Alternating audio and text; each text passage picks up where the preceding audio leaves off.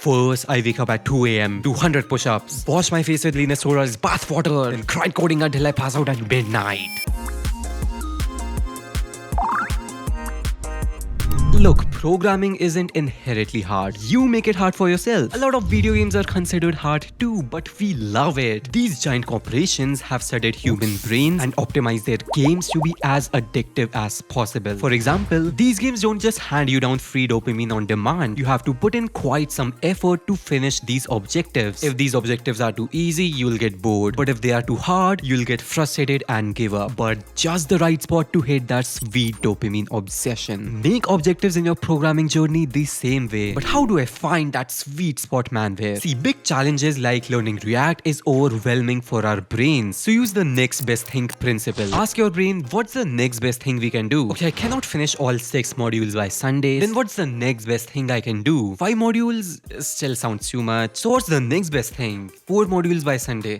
Fine, I'll do it. I earlier once showed a divide and conquer strategy, but addiction psychologists found that this is scientifically the most effective strategy. And games these days are packed with tons of objectives, side quests, and mini challenges that ensures a constant drip of dopamine. They don't tell you to defeat the final boss. They ask you to reach the next checkpoint, collect that medallion, defeat this mini boss. And these objectives are associated with in-game currency. This is what I call a work reward cycle. When you put effort in your work and immediately get rewarded, your brain starts to associate that work with that reward. And as you complete numerous work reward cycles, the work gets reinforced as a habit. And then something amazing happens. Your brain starts to associate the task itself as the reward. Just like how thinking about a video game right now lights up dopaminergic circuitry in your brain, you will start feeling the same way about coding, and the journey becomes more pleasing than the reward. Psychologists and tech operations know this. That's why they design their games like this. I found that 80-20 ratio works best for me. More rewards will spoil you and more work will burn out your mental health. The goal is to completely transcend this plane such that work equals reward 100% of the time. So how do I program my brain like this, Manware? Set a prolific number of self-defined goals and associate rewards upon completing them. Breaking your task into subtasks is great, but I'm talking about mini challenges like, let's see if I can finish this module by 8 PM, or can I name my variables around Harry Potter characters? Try taking one challenge from each mode the next time you code. Ouch. Making self-defined goals like these gives you a sense of control, agency, challenge, and freedom of choice. And your rewards for clearing them can be anything, like watching one episode per module you finish, 1 hour of gaming session, etc. Short-term rewards can be something like treating yourself with a mid-snack, or switching to music for 10 minutes, or watching a Manware video. In case you didn't notice yet, that's how we train our pets as well. A very underrated reward is committing your code on GitHub at the end of each day. When you type out everything you achieved today in that commit message, you are telling your brain and the whole world what your efforts resulted in accomplishing today. The commit history is like a tapestry of bloods and badges of honor forged in your blood, sweat, and tears. I wonder where I've seen that one before. So after planning out your objectives, you need to know how game developers induce effortless learning, how they make us crave for more knowledge and skills, and how to replicate that in coding. But before that, if you want to save your time and effort that goes into implementing all these strategies yourself, Boot.dev has done it for you. A platform that quite literally turns coding into an RPG style video game. You earn XP, levels, achievements, finish quests, and even fight coding bosses. Boot.dev basically took everything we just talked about, the dopamine loops, the work reward cycle, achievements, the next best thing principle, and baked it directly into how you learn to code. I only advertise products of exemplary quality that I have tried myself. That's why I particularly reached out to Boot.dev for sponsoring this video. Your curriculum is broken down into bite-sized challenges with actual hands-on coding platforms that hit that sweet spot we just talked about. Not too easy, not soul-crushing, just right. You wanna learn Python, backend, Golang, SQL, DevOps, they've got it all for you completely free to read and watch. And the way you learn is by building real-world projects, the kind of stuff you'd actually ship at a job. One of my favorite things is Boots, a Bear Wizard AI tutor, because he doesn't just hands you down the answer, he asks follow-up questions and nudges you back on track. Use my code Manware at boot.dev to get a 25% off on your first year on the annual plan. The link's in the description, and thanks to Boot.dev for sponsoring this video. Now back to me, Manware.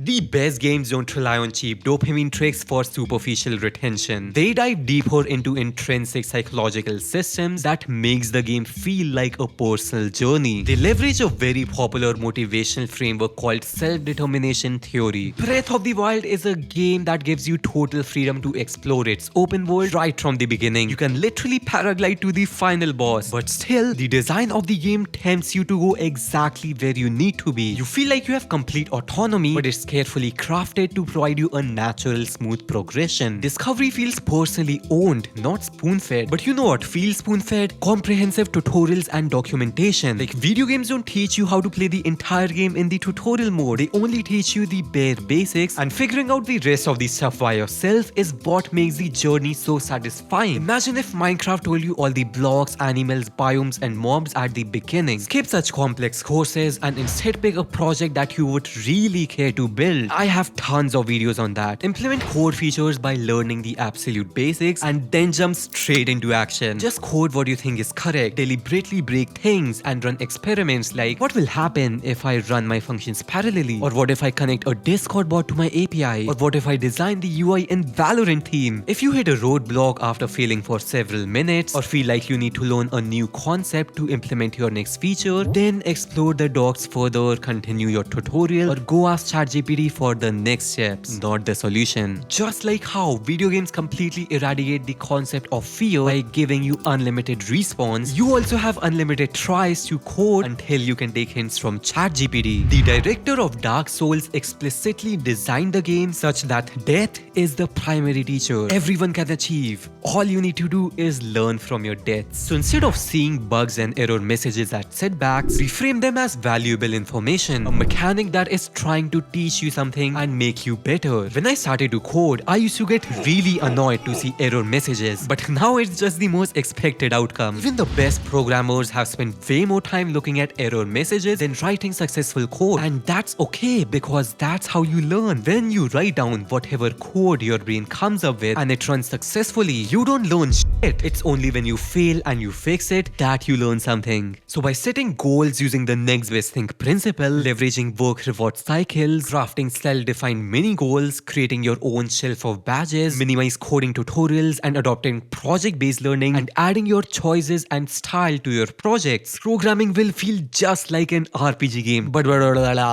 this was barely just the basics. In the next episode of this series, you'll learn how to speedrun coding. I'll share evidence-based neuroscience mechanisms that I adopted to create consistent motivation, along with hyper-optimizing every part of my life to work a full-time job, make YouTube videos, go to gym, read books, and still hang out, party, play video games, watch podcasts, and do random hobbies. And by the way, you can unlock all this insane content for free to read and watch on boot.dev with the link in the description. And thanks for watching Manware.